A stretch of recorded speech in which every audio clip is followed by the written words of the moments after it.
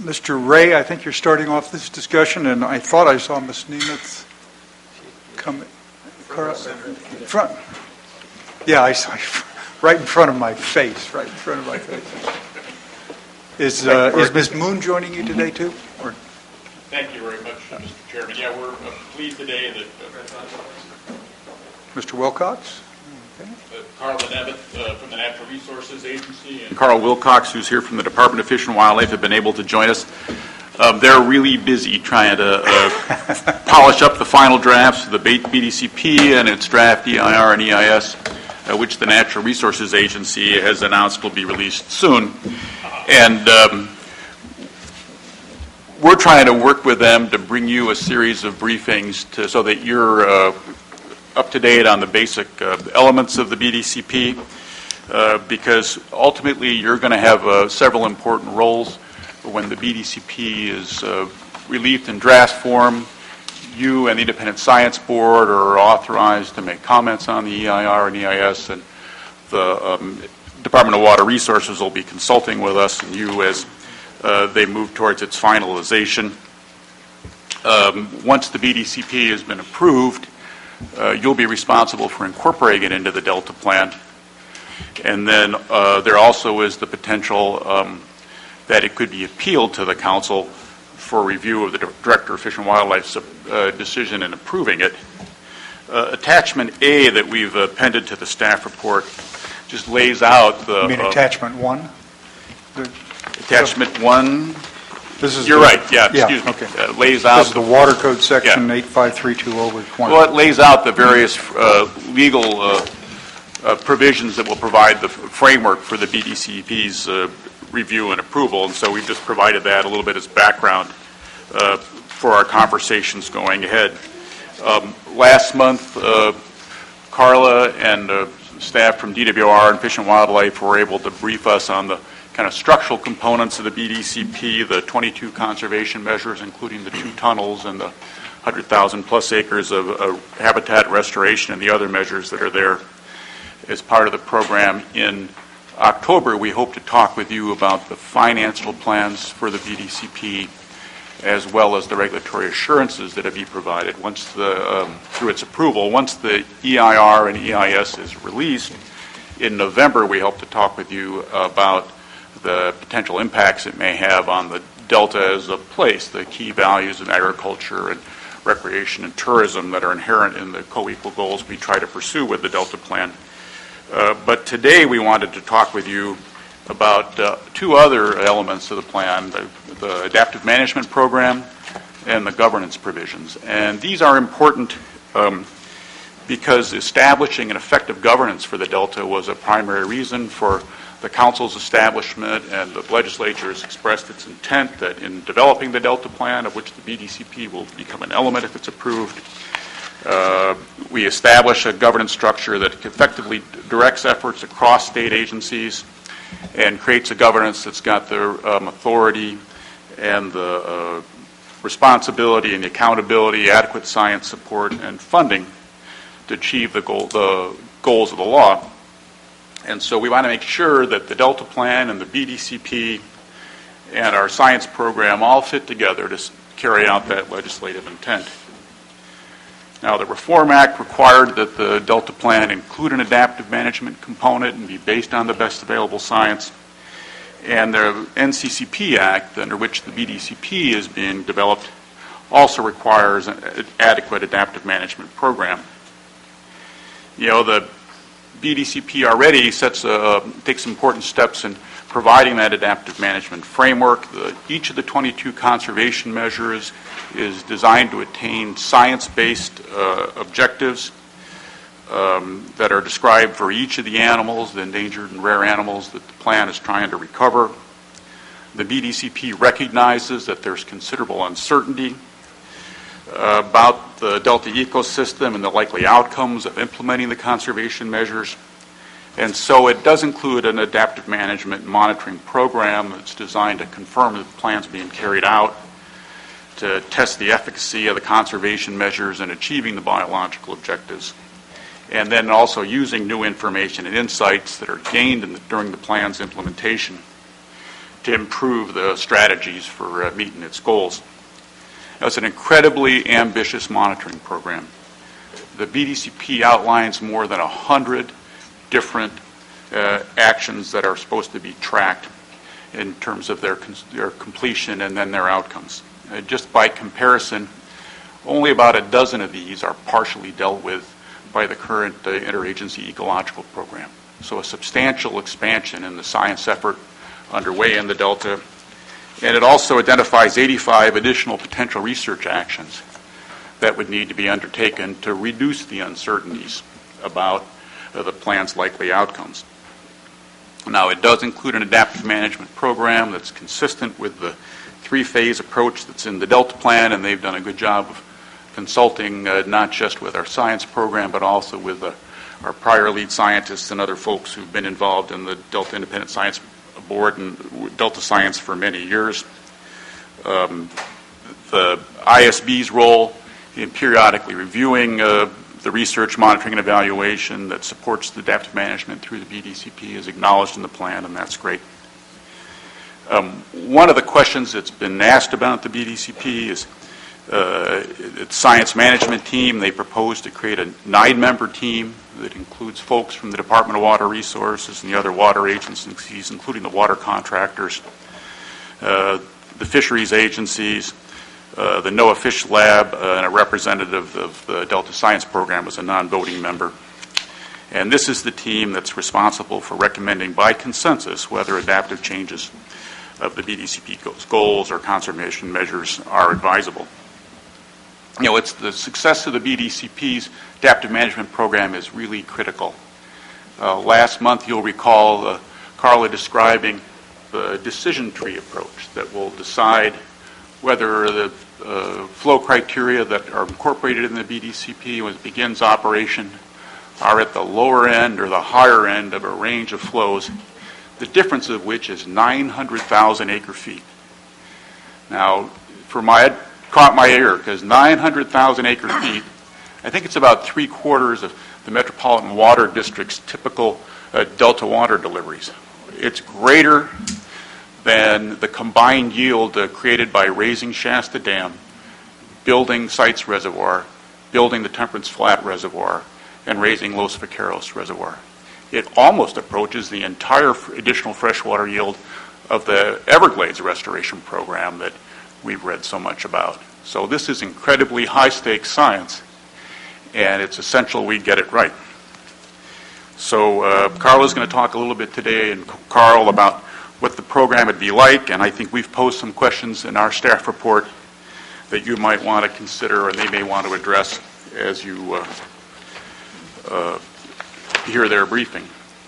We also want to talk a little bit today about the BDCP's governance. When Jerry Merrill, the Assistant Secretary for Natural Resources, was here in February, he talked about some of the BDCP's administrative features and how they mesh with the ways in which we've proposed to administer the Delta Plan. There'll be an implementation office that'll be overseen by a program manager who has responsibility for addressing planning, budgeting, sequencing, scheduling BDCP's implementation, and coordinating work with us and others. These are all important functions. The BDCP can't be implemented by a single agency. It's just not a matter of the Department of Water Resources going out and constructing a couple tunnels. There's a variety of agencies that need to be involved, not all of whom are partners in the BDCP at this stage of the game. And there's coordination that's required with other functions that are outside of the BDCP. And so knowing that there's an effective governance program for the carry out the BDCP is important. Recently, we caught our attention was a report from the Legislative Analyst's Office who examined the BDCP and questioned whether the implementation office, which has no statutory authorities and really relies on the cooperation of other agencies, doesn't perhaps have some CalFed-like attributes, that it's got a lot of responsibility and not much authority.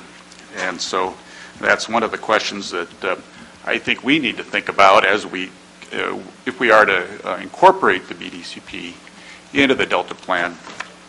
Does that create some opportunities to strengthen the governance of the plan? So I think with that, Carl, I'd just let you guys take over and provide the information you think could be helpful. Ms. Neem? No, I think you Now I'm off. have. What about now?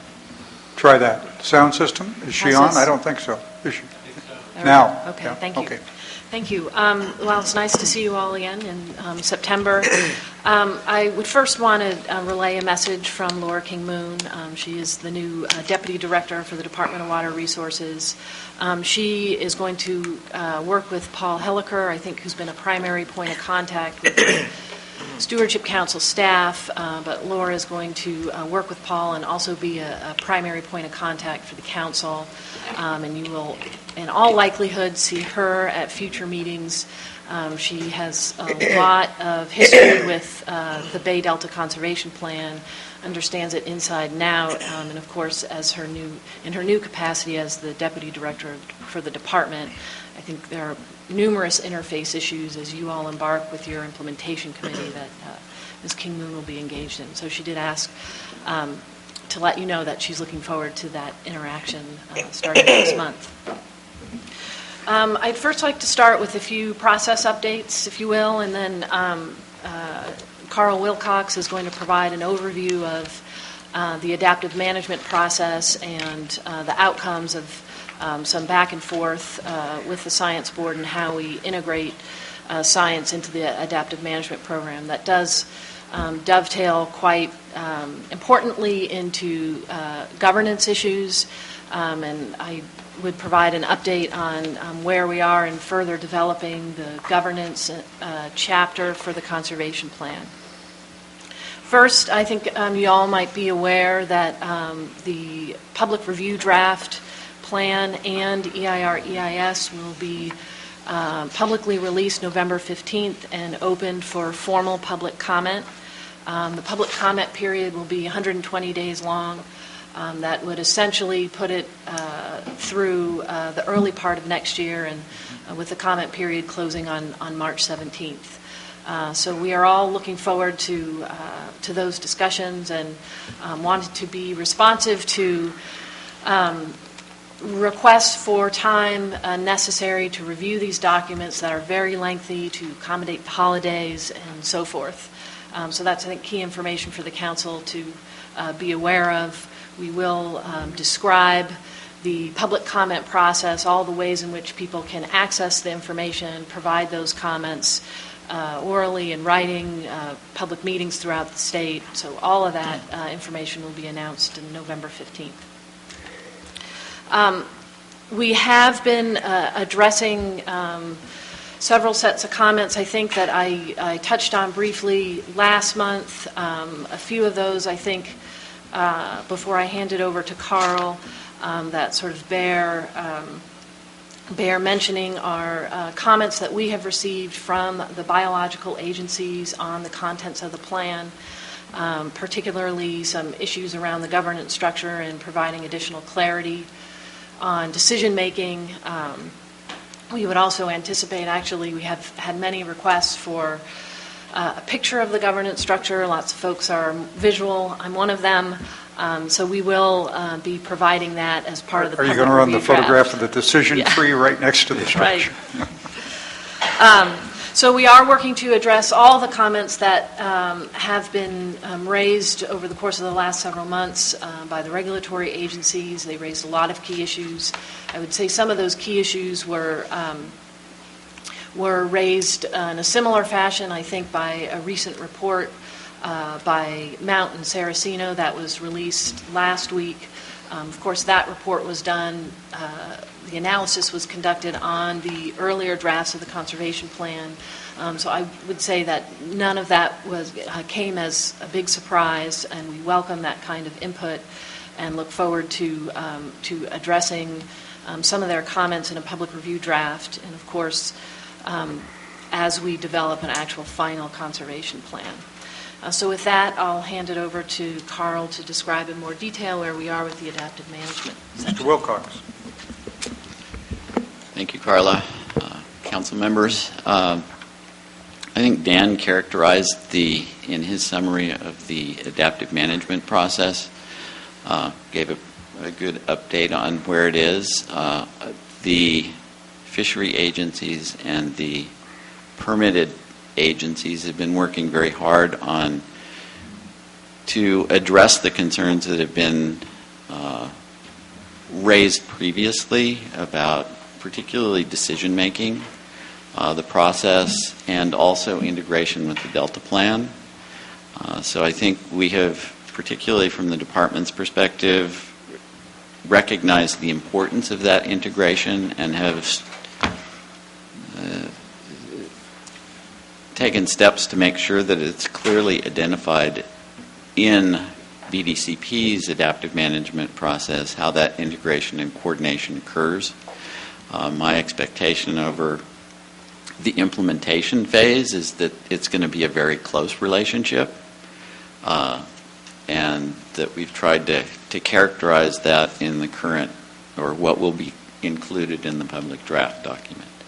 Also, with regard to the decision-making process, I think we've tried to make it more clear that at the end of the day, when there is a decision about an adaptive management change that affects biological goals and objectives and their achievement, that rests with the fishery agencies or the relevant fishery agency for a particular species, if that's the case. So I think that's been clarified within the revised document, both within Chapter 7, which is the implementation structure, as well as within the adaptive management section. I think, as Dan indicated, the monitoring and research program is very ambitious. I think, well, great amounts of detail have not been included within the plan. By the time once we get done with getting the public draft out, that there's going to be more attention, particularly through some of the ongoing discussions relative to the BO remand process.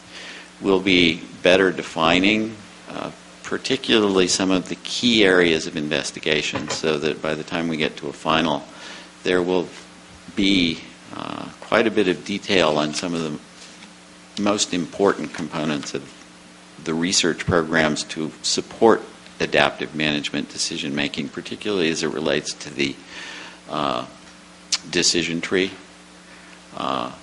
It's not too early, and in many cases there is quite a bit of work underway that's going to be working on those issues. What's known as the FLASH studies, or the fall low salinity studies that have been underway as part of the BOs, or the fall X2 studies. We've seen reviews by the Delta Science Program of the initial adaptive management plan. The report of the synthesis of information to date has been, or will be, forthcoming shortly in the final report through the MASS team of IEP, which is their synthesis team. That's currently taking public input right now. So these are going to be key elements as part of that review. The fall low salinity study program is going to be updated, and that process is underway, and we're engaged with a wide array of stakeholders from the contractors and the NGO community, and adjusting that and adding additional studies to that program to better inform future decision making and ongoing decision making. So I think, as we move forward, you're going to see more detail during the review period, when everybody else is working on providing comments on the environmental document and the plan itself, that the agencies will and others will be working to better define some of the specific studies that will support the adaptive management program for inclusion later on. So with that, I think that's kind of where we are. Questions, Mr. Damrell? No. Okay. Just a couple questions. One of the enduring themes about governance of water ecosystem in the Delta has been multiplicity of agencies, no ability to compel the reaching of a common decision, and certainly frustration about the inability to act in a timely fashion. The earlier drafts of BDCP set up a dispute resolution system that ultimately was voluntary, had no compulsion to it, and no time frames. Are we likely to see changes in that, significant changes? We are likely to see changes. I think we also heard that feedback about making sure that there was accountability in accordance with authorizations and the responsibilities of the various agencies involved. I would just offer a couple of things, particularly kind of in light of some of the LAO's commentary on the governance structure. So one of the things that's very different about the Bay Delta Conservation Plan as a conservation plan than the CalFed process is that while it's a voluntary mechanism that one enters into to receive permits under state and federal endangered species laws, once those agreements are made, those are not voluntary agreements. So part of when we originally started looking at the variety of conservation measures that we were likely needed to put into the plan, one of the things that we take a look at are the existing authorizations of the entities involved, because the findings that the regulatory agencies need to make on a conservation plan is that all of these actions are reasonably certain to occur. So the authorizations necessary to pursue all the conservation measures we believe exist with the existing entities that are entering into this permit agreement. That said, one significant issue is the way in which that we reflect the very intensive coordination that will be required with local governments, as one example. And I think Secretary Laird and the Natural Resources Agency has certainly heard in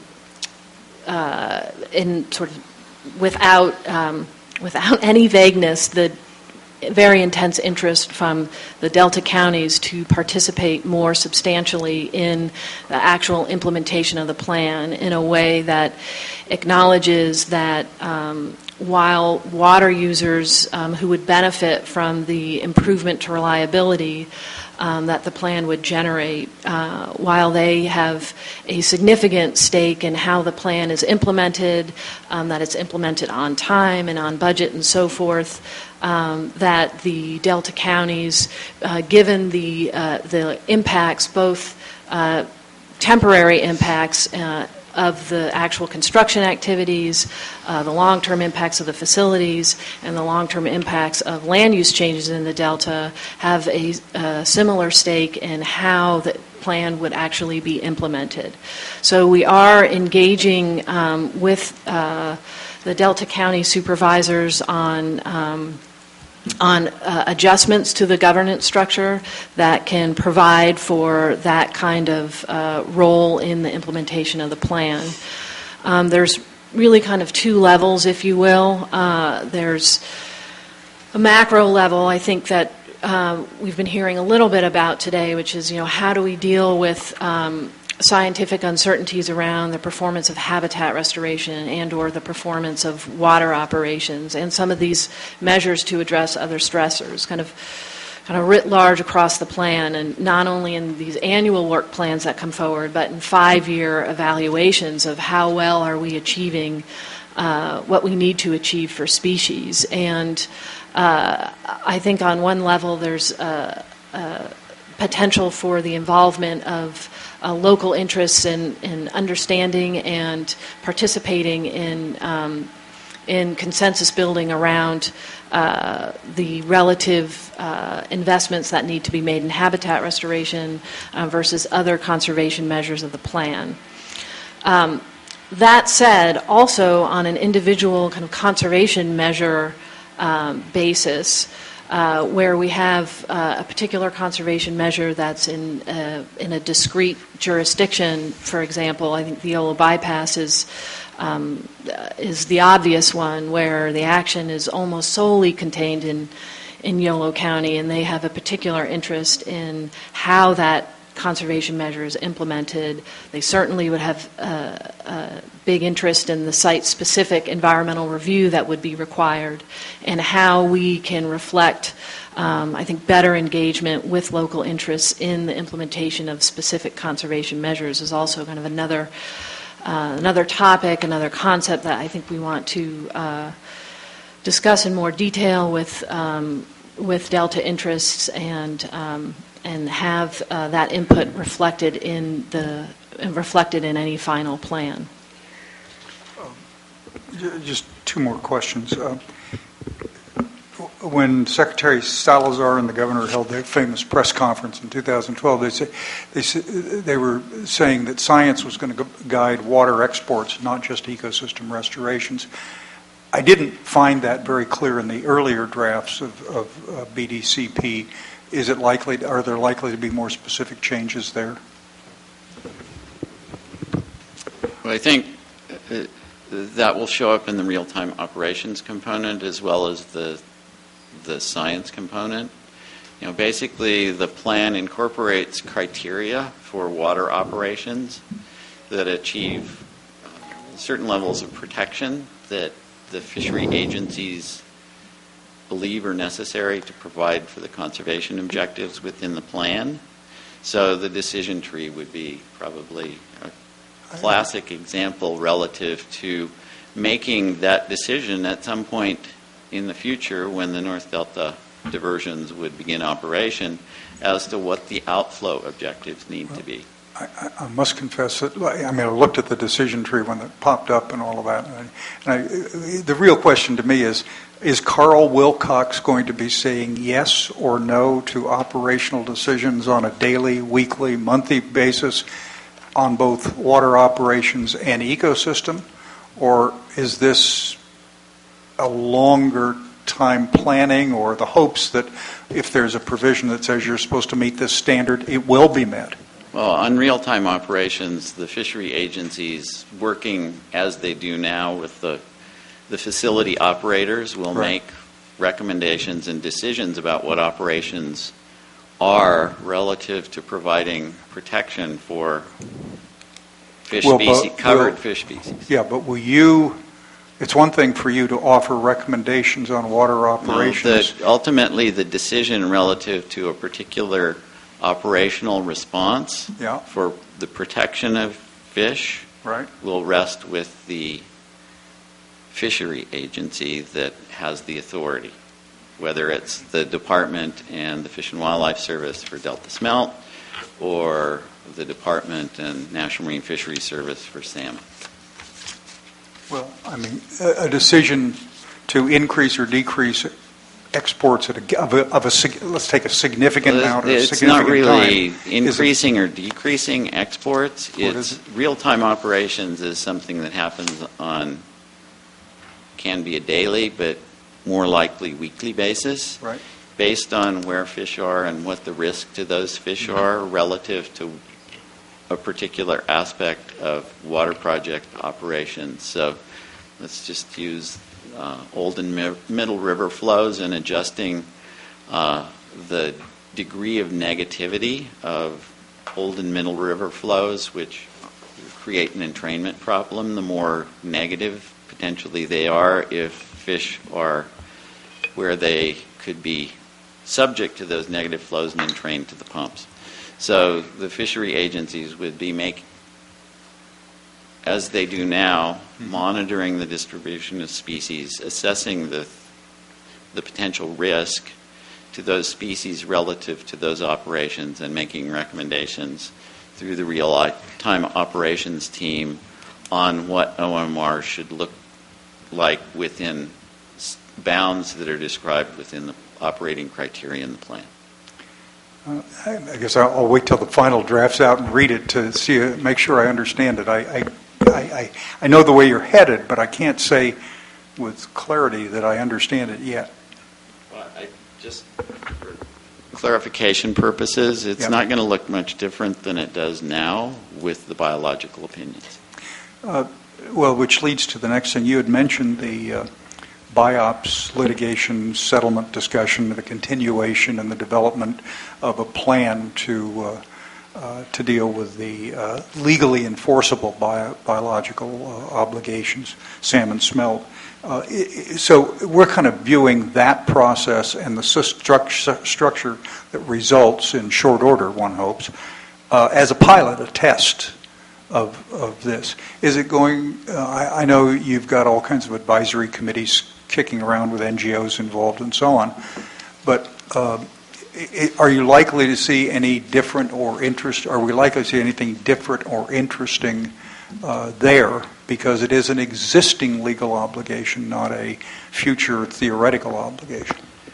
I think the objective of the stay in the remand order was that the litigants work together to develop a science program that can better inform the new biological opinions that would emerge from under the remand order. And to do that, as part of that, the objective or the requirement is to submit a collaborative science, adaptive management science program to the court shortly Which after. arguably will be incorporated in any ultimate court order, I assume.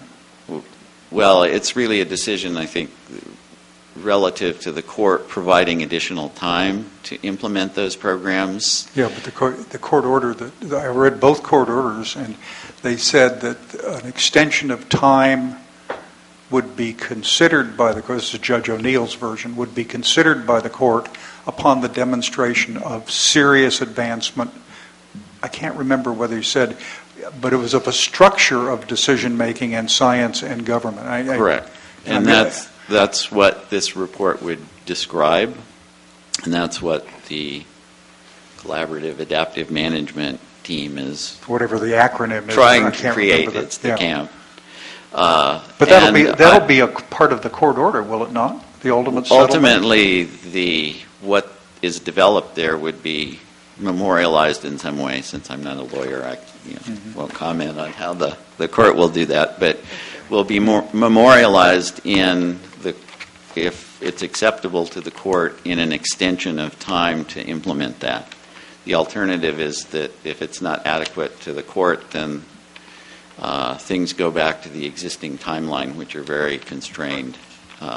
And the idea here is that I think the expectation was that basically we would see the existing biological opinions reappear with a NEPA document to support them, and there probably wouldn't be any change to the way things worked.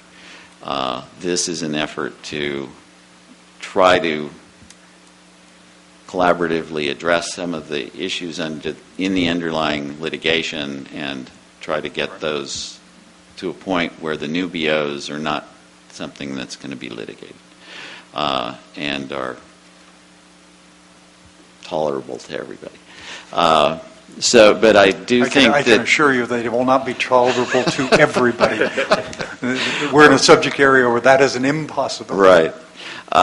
So I think this process, though, is the test drive of what adaptive management It's a in the very future, interesting and important process, I agree. will look like. So I think that's why everybody's trying to do their best to work collaborative and generate a product that the court will accept. Okay. Thank you very much. Don? Yeah.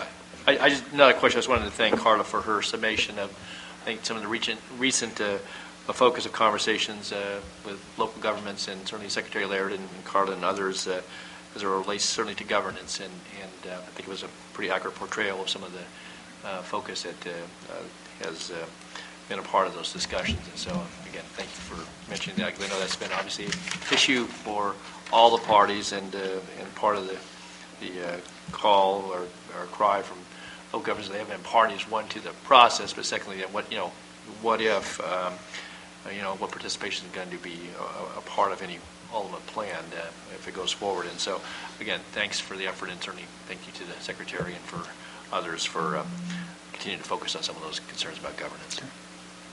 Okay. Any other questions? Ms. Gray?